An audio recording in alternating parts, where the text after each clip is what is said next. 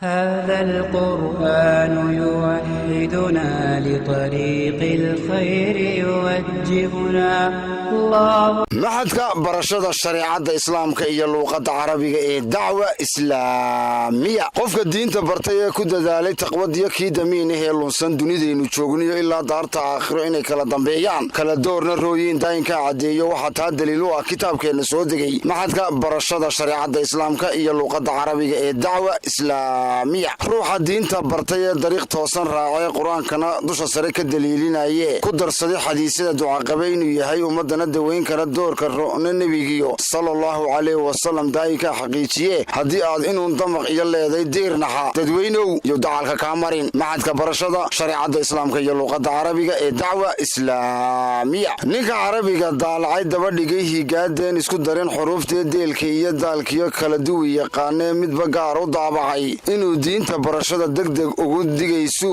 durdurbiya ah inuu cabay daayinkeena uga dhigay iyadana ka dabagee maxadka barashada shariicada islaamka iyo luuqadda carabiga ee dacwa islaamiya waxaanu ugu bishaareynaa dhammaan dadka degan xaafadda Siinay in markaas waxa weeyaan aanu idin furay macadka dacwa qaybtiisii afraad aanu idinka furay xaafadan Siinay gaar ahaan halkii basaska istaankii hore ee basaska Siinay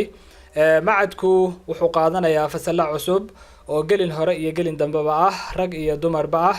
habeenkii waa rag oo kaliya